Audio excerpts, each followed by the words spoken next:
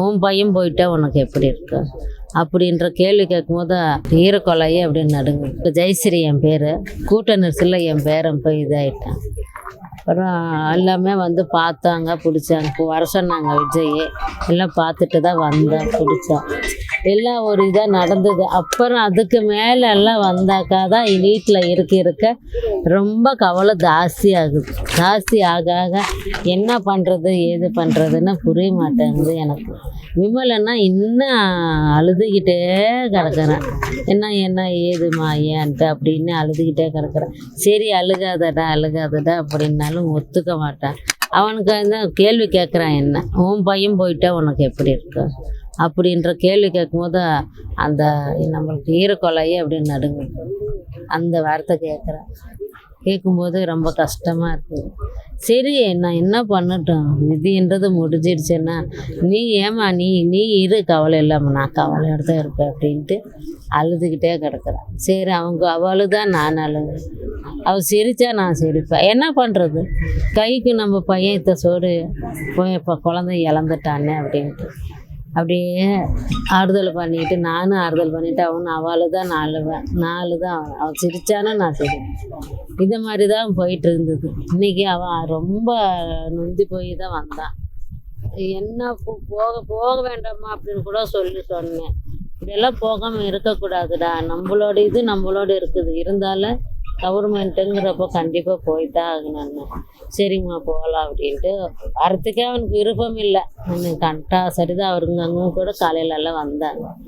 வந்து அவங்கெல்லாம் வந்துட்டாங்க, கூப்பிட்றாங்க வாங்கடான்னு சொல்லிட்டு ரெடியாக பண்ணி கூட்டிட்டாங்க. அவனுக்கு வரத்துக்கெல்லாம் விருப்பமே இல்லை. போமா அவன் இல்லாட்டி போகுது அப்படின்ற மாதிரி ஆயிட்டாங்க. சரி இல்லைடா, கவர்மெண்ட் ரூல்ஸ்ன்றது ஒன்று இருக்குதுல்ல, போனாதான் அப்படின்னா சரி வா அப்படின்ட்டு வந்தேன். இங்கே பாஸ் அவங்க 2 பேர்த்துக்கு தான் இருந்தது. சரி அவங்க 2 பேர் போகிறாங்க, நான் வெளியே உக்காந்துட்டு இருக்கிறேன். என்னால் கடந்த ஆண்டு செப்டம்பர் 25 சம்பவம் நடந்துச்சு. அதை தொடர்ந்து இப்போ சிஎம் வந்து உங்களுக்கு கூப்பிட்டு சென்னையில் சந்திச்சிருப்பாரு. அவர் நேரில் சொல்ற வார்த்தை இப்போ மறுபடியும் கரூர் வந்தால் வரன்னு சொன்னார். இப்போ மீண்டும் வந்திருக்காரு. இதை பற்றி நீங்கள் வந்து எல்லாத்துக்கும் அந்த 41 குடும்பத்துக்கு அவங்க குடும்பமாட்டம் நினச்சி பார்த்தாருன்னா பரவாயில்ல.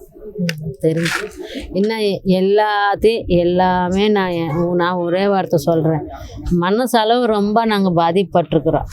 எங்களெல்லாம் கொஞ்சம் நல்லா பார்த்துக்கிட்டாரு அண்ணா.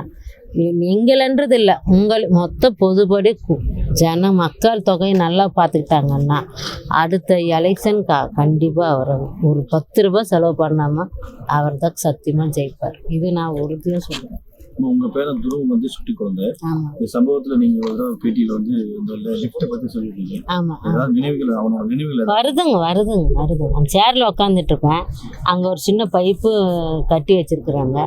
அந்த இதிலோட கையை வச்சுக்கிட்டு இப்படி திருவுறதுன்னா இப்படி பண்றதுன்னா அந்த ஒரு மூடி இப்படி ஒன்று இருக்கு, அது வேற இப்படி திரும்பாங்க. அப்பனாட்டம் இப்படி திருப்புறது என்ன, அதெல்லாம் செய்யும்போது அப்படியே நம்மளுக்கு அந்த இடத்துல அப்போ அந்த பையன் இல்லையே அப்படின்றது பெருங்கவலை எனக்கு நிறைய இருந்தாலுமே நான் வெளியே சொல்கிறதுக்கு இல்லை. ஏன்னா நான் சொன்னாக்கா மருமக அழுதா, ஏன் அது வாயில்லாத பிள்ளைய அழுக வச்சுக்கிட்டேன்ட்டு நான் அழுதுனேன்னா நீ அழுதுற இப்போ அப்படின்னு கேட்டேன்.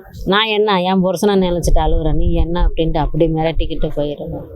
கேட்கும், ஏன் அழுகிற அப்படின்ட்டு சாடையை காட்டி கேட்கும்.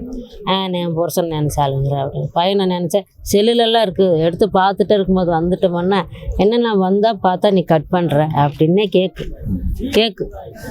இப்போ நம்ம தமிழ்நாடு அரசு வந்து வேலைவாய்ப்பு சொல்லியிருக்காங்க.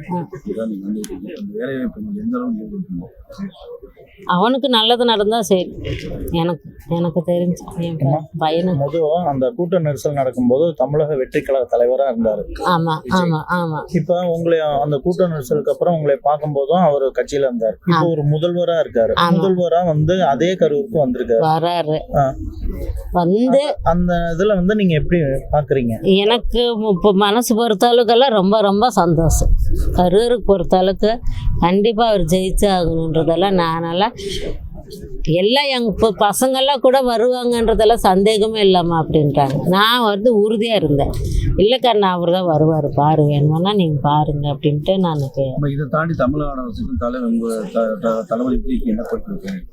என்ன கோரிக்கைன்னா, நான் மொச்சக்கொட்டம்பாலத்தில் இடத்த வாங்கி போட்டிருக்கிறேங்க. அங்கே இந்த மாதிரி கூட இருக்காது.